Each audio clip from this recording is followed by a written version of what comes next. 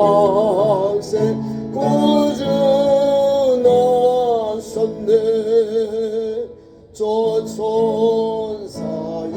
찬송을 높이 불러서 이 광활한 존재에 올리어라.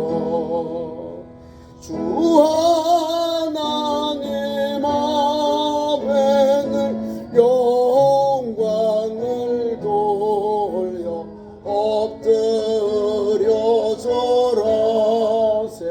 엎드려 절하세.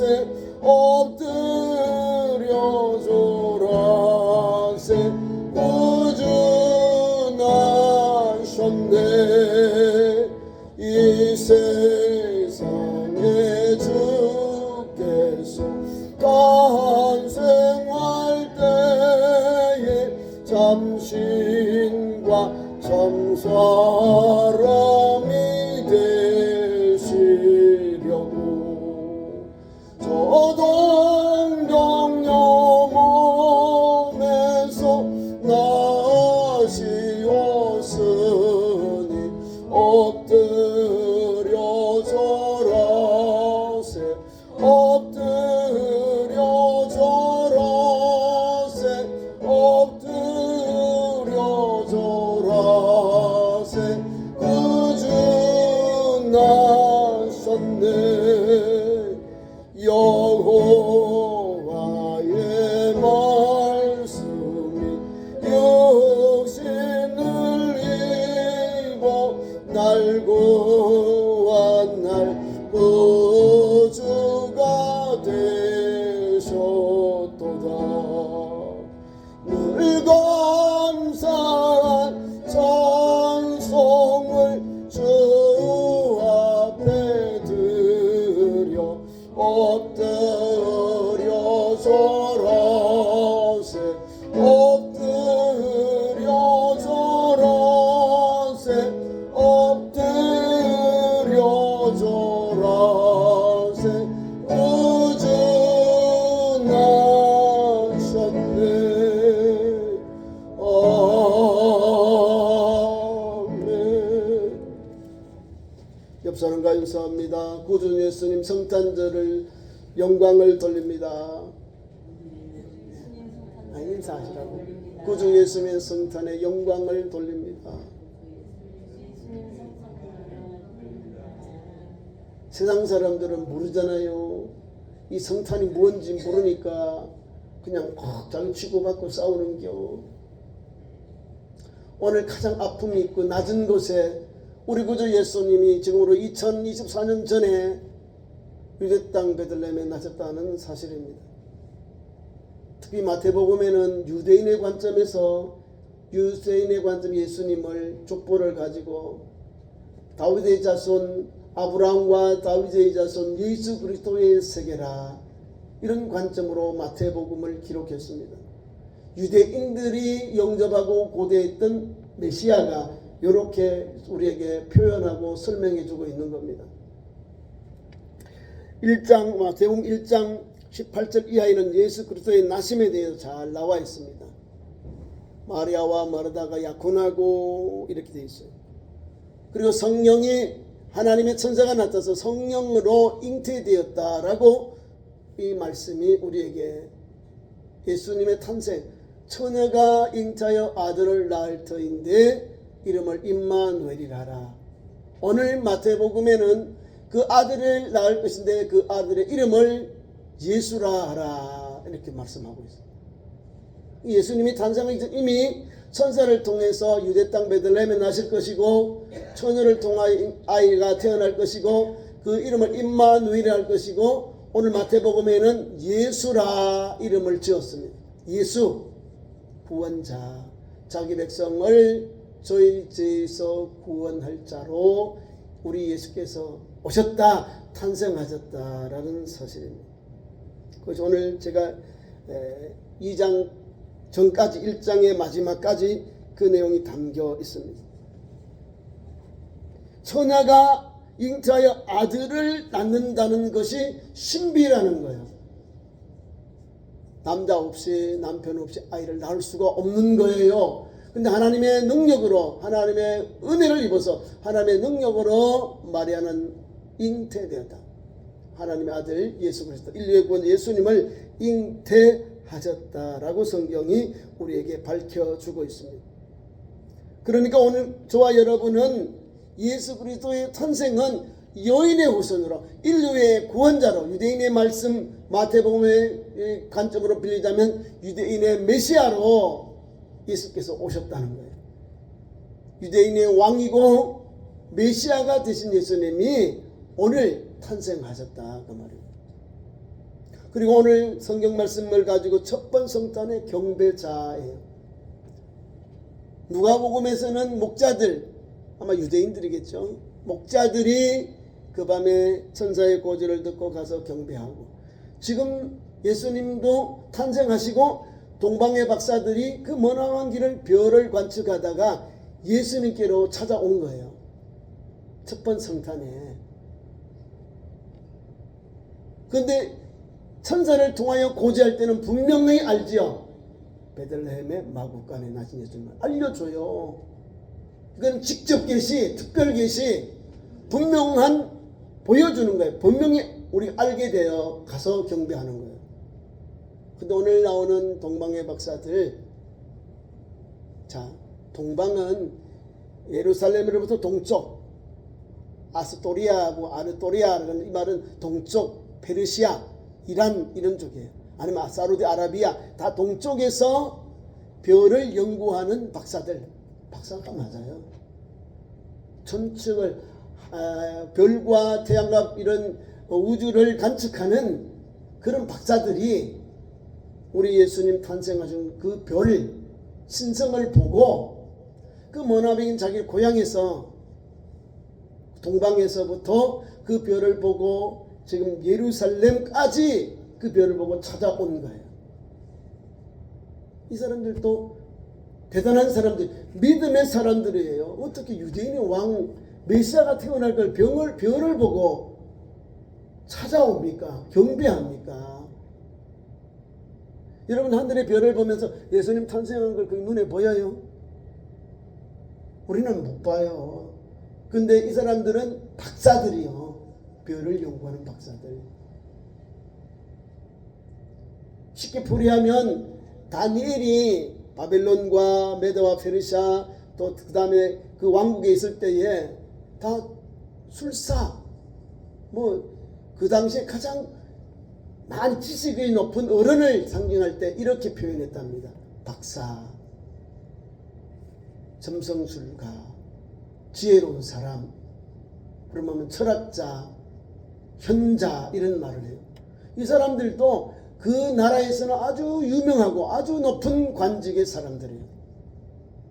하늘의 별을 누가 관측할까요? 왕 이외에는 관측할 수가 없습니다. 우리나라 세종 때에 천국 전체에 대해서 우리가 만들었어요. 중국에서는 못하게 했다니까.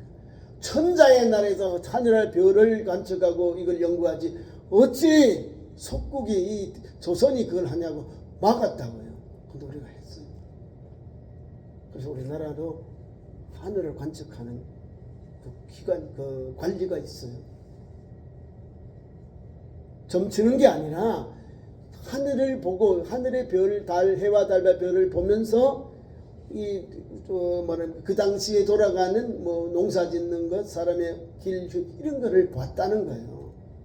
우리나라도 나와요. 자, 마찬가지로 그 당시에 가장 과학에 대해서 가장 지혜로운 사람들이 이 동방의 그 다음에 이 별을 연구하는 박사들입니다. 이분들이 유대인의 왕으로 나신 그 신성, 그 별을 보고 산 넘고 바다 건너 산 넘고 또 이게 사막을 건너서 오늘 예루살렘까지 들어오게 된 겁니다. 우리가 사는 이 시대가 하나님께서 좋은 걸 주셔도 영분별이 안 돼. 저기 먹고 뭘까? 아무 감각이 없는 거예요.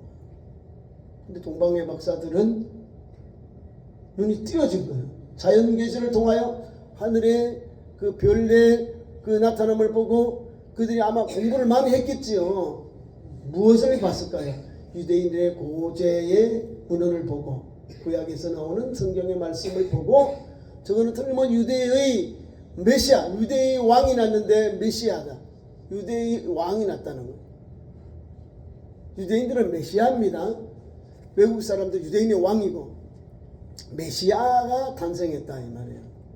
메시아가 구원자 그 말입니다. 지금 나오고 있는 그리스도는 기름 부음을 받은 자라고 하는 헬란 말이에요. 크리스토로스라고 하는 것은 기름 부음을 받은 자. 기름 부음 받은 자는 왕, 제사장, 선지자는 기름을 부어서 세웁니다. 그러니까 예수님은 기름 부음을 받은 자, 지도자다 이 말이에요. 근데 여기에 상세하게 예수님의 탄생 이후에 예수님의 탄생에 대한 예언 이후에 그 별이 나타났어요.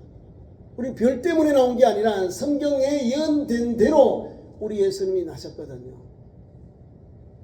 동정녀 탄생, 처녀가 잉태 아들을 낳는 사건, 마리아가 그렇게 은혜를 받아요. 순종합니다. 그래서 그가 예수 그리스도, 하나님의 아들 독생자 예수 그리스도를 잉태하고, 그래서 예수 그리스도를 오늘 12월 25일 오늘 우리 주님이 탄생하신 거예요.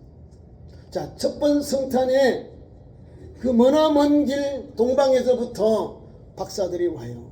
그럼 어디를 찾아가야 돼? 상식적으로 왕은 어디서 나타나요? 왕궁에서. 왕의 후계자들이 왕 아닙니까? 왕자들 아니에요. 그 왕궁으로 간 거예요. 여기 출발점이 이상하죠. 자, 내가 동방에서 별을 보고 유대인들의 왕으로 낮은 그 아이를 찾아가야 되는데 그 별을 끝까지 따라갔더라면 예루살렘에 가지 않았을 거예요. 그죠? 내 생각 방법 가지고 추리를 해서 가버린 거예요.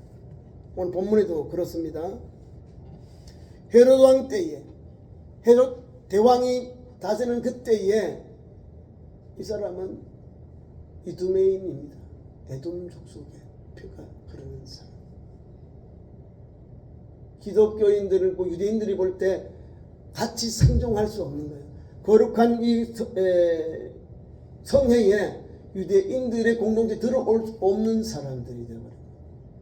에돔 사람, 모압 사람, 암몬 사람, 이런 사람들이 못 들어오고.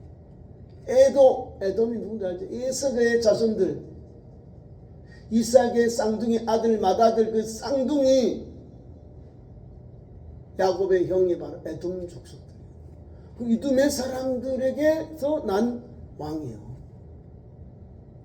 근데 유대인의 왕이 성경대로 예언대로 나니까 기겁할 일이에요. 그죠?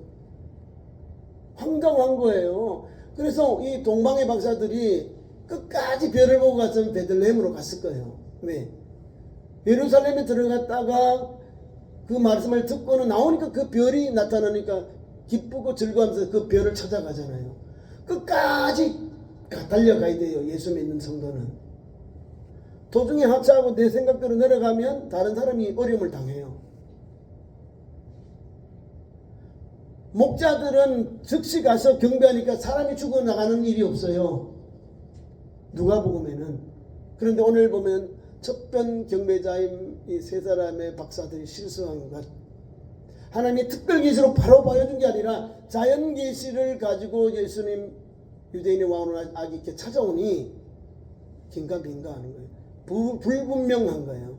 확실하게 베들레헴으로 인도 지금 받고 있는 길인데 예루살렘으로 들어가 버리는 거예요. 오늘 1절부터 8절까지의 내용입니다. 2장 1절부터 8절까지는 동방의 박사들이 유대 땅에 와서 왕을 찾기 왔는데 끝까지 그 별을 바라보고 가야 되는데 그 방향을, 그 초점을 그 앞에 두고 달려가야 되는데 목표를 꺾어가지고 예루살렘으로 가버립니다. 그리고 가서 왕궁에 가서 유대인의 왕으로 나신 아기 어디 계시뇨? 우리가 동방에서 별을 연구하다가 유대인의 왕이 태어난 별이 있기에 그 아기께 경배하러 왔습니다 라고 하는 거예요. 그러니까 왕과 거기에 있는 신하들이 난리가 난 거예요. 막 예루살렘이 소동했다는 것은 분주복잡해 놀랐다, 황당하다. 왜? 왕이 있는데, 왕이 후계자도 있는데 유대인 왕이 났다 하면 어떻게 할까요? 반역이 되는 거예요. 반역. 아니 유대의 왕이 지금 헤롯이 통치하고 있는데 유대인이 왕이 났다고 동방에서 박사들이 경비하러 왔다니까. 반역입니다. 반역. 그러니까 이 사람이 뭐 소동했다, 소동한 게 아니죠. 뭐 분주복잡했다, 요란했다, 위기를 만났다 그 말입니다. 소동을 왜 합니까? 아기 예수님 나시면 유대인들이나 거기 있는 종교지도들, 대제사장, 서기관들, 바리새인들 얼마나 축하하고 기뻐해야 될 일 아닙니까? 왜? 기다리고 소망했던 메시아가 나시니까. 하나님께서 보내신 여인의 후손인 유대인의 왕이 메시아가 나니까, 그 메시아를 통해 구원받으니까 얼마나 은혜가 돼요. 근데요, 그렇지 못하는 모습을 봅니다.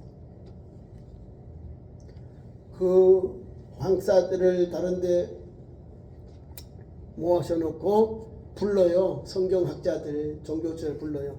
대제사장들, 또 성경을 기록하고 가르치는 서기관들을 불러서 메시아가 어디서 나느냐 이 말이에요. 메시아가 어디서 나느냐. 메시아. 저와 여러분이 살고 있는 이 시대에도 우리에게 이런 믿음의 약한 사람들의 모습을 봅니다. 여기 그리스도란 말은 이게 유대인의 관점이기 때문에 메시아라고 이래야 되는 거예요. 그리스도란 말은 헬라이니까 누가복음에서부터 요한복음에는 그리스도라 쓰면 돼요. 근데 우리 예수님은 메시아이거든. 메시아. 지금도 이스라엘 교회 기독교인들을 메시아닉주 교회예요. 메시아닉주. 여러분들의 기도 메시아가 아니라 우리 유대인들의 메시아 대신 예수님입니다 라고 고백하는 거예요. 예수를 믿는 유대인들이 메시아닉주 교회 이렇게 돼 있어요. 교회가 메시아닉주 교회. 이해가시죠? 그리스도란 말은 헬라 말이라 했죠. 메시아예요. 메시아. 메시아. 구원자 이 말이에요. 그래서 왕이 자기 신하들 중에 종교 지도자를 불러서 어디서 나느냐? 여기 성경 뭐 그리스도가 어디서 나느냐? 메시아가 어디서 나느냐? 이제 왕이 이제 질문을 던지니까 그들이 가서 찾아옵니다. 서기관한테 답했겠죠. 유대 베들레헴이오이다. 에브라닷 이거예요. 에브라닷 베들레 같은 말 똑같아요. 떡집 이름이 떡집이에요. 성경 말씀 그대로 오늘 미가 이들 말씀을 그대로 왕에게 알려줍니다. 뭐라고 말씀했냐면 5절 6절에 나옵니다. 유대 베들레헴입니다. 이는 선지자로 이렇게 기록된 바 또 유대 땅 베들레헴아 너는 유대 고을 중에서도 가장 작지 아니하도다. 내게서 한 다스리는 자가 나와서 내 백성 이스라엘의 목자가 되리라 하였음이니이다. 잘하네요. 잘하라. 대제사장들과 서기관들이 종교 지도자들이 예배를 제사를 집전하는 제사장들, 그리고 하나님의 말씀 토라와 하나님의 말씀을 가르치고 기록하고 또 이런 사역을 감당하는 서기관들이 그걸 알아요. 성경을 찾아가서 성경이 이렇게 나옵니다. 구약이 이렇게 예언되어 있습니다 라고 말하면서 왕에게 알려줍니다. 왕은 또 동방의 박사들 자기를 다시 불러들여 가지고 내가 알아보니까 메시아가 어디서 났냐, 그리스도가 어디서 났느냐, 베들레헴이다 라는 거예요. 베들레헴으로 가라. 그러면서 뭐를 던져요? 갈로 가서 아기 예수를 찾거든 나에게도 자세히 알려줘라. 나도 가서 아기에게 경배하겠다. 요걸 말하는 거예요. 지금 가야 되는데 예수님이 탄생하신 걸 성경이 여기 이미 나와서 말씀이 예언되어 있는데 동방의 박사들이 유대인의 왕으로 아기 예수께 경배하러 왔는데, 왕에게 경배하러 왔는데 안 가는 거예요. 왕도 거기 있는 제사장들도 서기관들도 성경의 말씀이 이렇게 기록된 거 읽었음에도 불구하고 메시아가 어디나 알면도 불구하고 안 가는 거예요. 누가 같아요? 이 시대에 우리가 마음이 딱 막혀 있는 사람, 우리와 같은 거예요. 이 시대의 사람들 딱 막혀 있는 거예요. 얼마나 기쁘겠어요. 예루살렘 왕궁에 와서 유대인의 왕이 어디서 나셨건지 이제 알게 된 거예요. 아, 이렇게 성경에, 구약 성경에 예언이 되어 있구나. 왕을 통해서 말씀을 받아요, 이 세 편의 박사들이. 그리고 그 말씀을 받고는 떠나요. 떠나는데 밤이었다는가 봐요. 호련히 보기 박사들에게 딱 나타나잖아요. 9절, 박사들이 왕의 말을 듣고 갈새 동방에서 보던 그 별이 문득 앞서 인도하여 가다가 아기 있는 곳 위에 머물러 서 있는지라. 예루살렘에 안 들어가도 그것만 찾아만 가도 베들레헴 마구간에 그 별이 스톱해가지고 머물러 있다 이 말입니다. 왕이 가르친 말씀을 듣고 가는데도 거기서 별이 나타나잖아요. 박사들이 왕의 말을 듣고 갈새 동방에서 보던 그 별이 문득 앞서 인도했다. 계속해서 이 사람들 인도하는 건데 인도를 받지 않고 뭐요, 베드로처럼 주님 나 물 위로 걸어오게 하세요 할 때는 믿음으로 걸어갔는데 바다와 바람을 보고 물속으로 들어가는 거야. 똑같은 거야. 잘 찾아오다가 베들레헴으로 가자고 예루살렘 가야 그 왕자가 있고 왕이 있고 왕자가 있겠지 이렇게 오는 거야. 그러니까 믿음이 뚝 떨어진대요. 근데 다시금 믿음 회복되는 것이 그 말을 듣고 가는데 문득 그 별이 자기를 인도하여 가는데 베들레헴의 아기 예수 탄생 그곳에 머물렀다. 예수님을 만났다. 첫 번 탄생하신 구주 예수님을 만났다라는 것을 이렇게 우리에게 설명해 주고 있는 겁니다.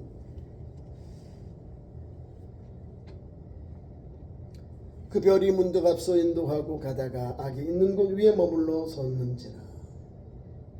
얼마나 은혜가 돼요. 잃어버렸던 그 별이 다시금 나타나고 정확하게 베들레헴 아기 예수님 탄생 그곳에 머물렀어요. 그리고 이들이 급히 가서 그 별을 보고 매우 크게 기뻐하고 기뻐하더라. 제일 상품의 기쁨을 표현할 때, 즐거움을 표현할 때 이렇게 합니다. 그들이 별을 보고 매우 크게 기뻐하고 기뻐하더라. 너무 기뻐서 어쩔 줄 모르는 모습을, 야 우리가 예수님 만나는, 야 우리 유대인 왕이 태어났는데 우리가 이제 만나는구나, 우리 경배하는구나. 아, 이 기쁨을 이렇게 성경이 마태가 이렇게 표현해놨어요. 크게, 매우 크게 기뻐하고 기뻐하더라. 우리는 어떻게 예수님 탄생을 지금 맞이하고 있습니다. 기뻐하고 기뻐하더라. 크게, 매우 진실한 마음으로 찬송하고 기뻐하고 영광 돌리는 모습을 이렇게 표현해 놓은 겁니다. 그리고는 집에 들어가서 아기 예수께 고개를 들어요. 물론 부모님 있죠. 마리아와 요셉과 마리아가 있습니다. 그의 어머니 마리아와 함께 있는 것을 보고 엎드려 아기 예수께 경배하고, 여기는 딱 나와요. 첫 번째 경배. 이방인으로서 페르시아 지방에 별을 연구하는 박사들이 아기 예수께 온 거예요. 누구에게? 아기 예수께. 어머니에게 안겨있는 그 아기 예수께 엎드려 경배하고, 그리고 그 당시에 그 인사법, 왕에게 알련할 때, 인사를 갈 때는 예물을 준비해서 가는데, 그 동방으로부터 이 사람들이 세 가지 예물을 왕에게 드리기 위해서 보배합에 열어서, 보배합을 준비해서 그들 아기 예수께 경배하고는 그 보배합을 열어 아기 예수께 드려요. 황금, 유향, 모략을 드려요. 황금은 예수님은 만왕의 왕으로 오신 예수님, 유향은 대제사장으로서 예수님이 오셨다. 향기에, 제사장은 향기를 이렇게 냅니다. 유향으로 이렇게 합니다. 레위기 16장 1절 이하에 나오고요. 그 다음에 모략, 모략한 예수님은 선지자. 죽기 위하여 하나님의 말씀을 다 감당하기 위해서 죽어요. 고난의 종, 이사야 53대 고난의 종으로 예수 오셨는데 모략은요 죽은 자를 예비하는 거죠. 죽은 자에게 시체의 그 썩는 걸 방부하는 그런 이제 향료예요. 모략. 그 예수님께 그 공생의 모든 하실 일들 요게 세 가지 예물에 다 담겨 있어요. 그들도 모르고 가져왔지만 성경은 보니까 예수님의 그 그리스도 되심, 메시아 되심을 그대로 다 고백하고 예물을 드려요. 멋있죠?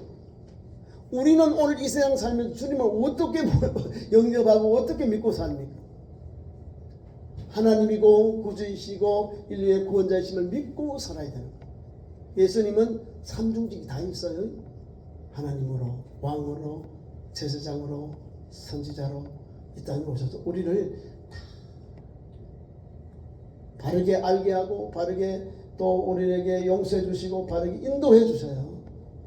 예수님을 따르는 사람들은 부족함이 없는 거예요. 실족하지 않는 거예요. 자, 예수님 이렇게 동방의 박사들이 아기 예수께 경배하고 보배합을 열어 예수님께 예물을 드립니다. 은혜가 넘치죠. 그 동방의 박사들이 이렇게 고나고 온 길 머나먼 길 왔는데 아기 예수님 이렇게 만나고 경배하고 예물을 드리고 기쁨이 넘치는 그런 환경이 여기에 담겨 있어요.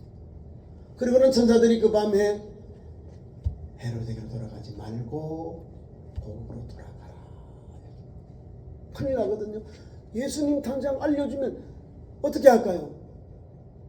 헤롯이 와서 다 죽여버리거든. 벌써 지금 반역. 아니나 다를까 예수님께서 탄생하고요 바로 이제 애국으로 피신합니다. 근데 왜 피신한 이유가 성경에 간단하게 나와요. 헤롯이 동방의 박사들이 자기에게 와서 보고하지 아니하니까 그때를 기준해서 2년 2살 이하의 아이들, 남자 아이들을 다 죽여버려요. 무섭죠?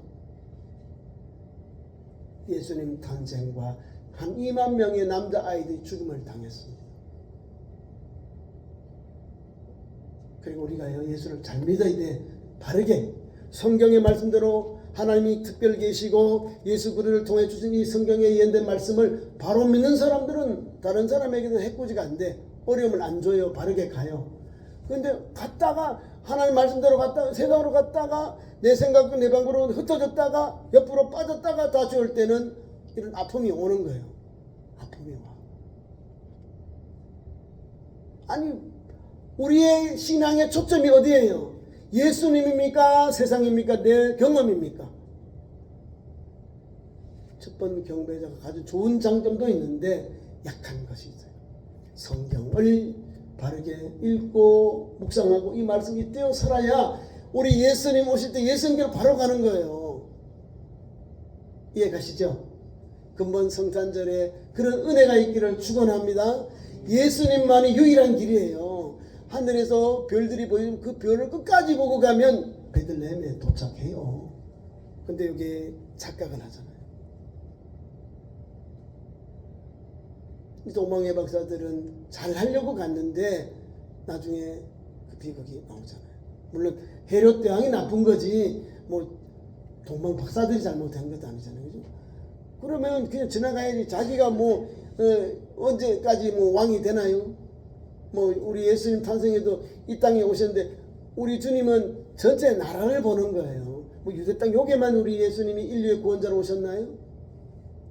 착각하고 있는 거예요. 마태복음 1장 1절에 아브라함과 다윗의 자손 예수 그리스도의 세계 계보라 하거든요. 좀 폭을 넓게 보면 돼요. 그런데 세상의 권력자는 자기만을 봐. 이것만 봐. 자기 것만. 말씀을 맺습니다. 오늘도 우리 구주 예수님 이런 곳에 낮고 가난한 곳, 낮은 곳에 오셨고 또 아무도 영접하지 아니한 그곳에 오셔서 머나먼 동방의 박사들이 예수께 경배하고 예물을 드리고 또 하나님께 영광을 돌리고 우리도 근본 2024년 성탄절에 나의 하나님 나의 구주로 오신 예수님을 기뻐하고 찬성하고 영광 돌리고 주님이 오신 목적대로 나도 영혼 구원, 세상의 빛, 또 죽은 영혼을 살리는 복음의 증인된 길을 달려가는 참 좋은 성도, 믿음의 종들 되기를 축원합니다. 기도하겠습니다. 우리 하나님, 2024년 성탄절 첫 번째 성탄의 경배자들과 같이 바른 믿음으로 예비하고 경배하고 하나님께 영광 돌리는 성도의 삶이 되게 하옵소서. 우리 구주 예수님 오시면 하나님께 영광이요 이 땅에는 평화라 하였습니다. 이 땅에 평화가 가득하고 예수님의 탄생의 목적대로 우리 그리스도인들이 말하고 행동을 실천하는 깊은 성탄절, 따뜻한 성탄절, 또 평화의 성탄절로 세워 주옵소서. 예수님 이름으로 기도하옵나이다. 아멘. 감사의 찬송 212장 부르시면서 헌금을 드리겠습니다.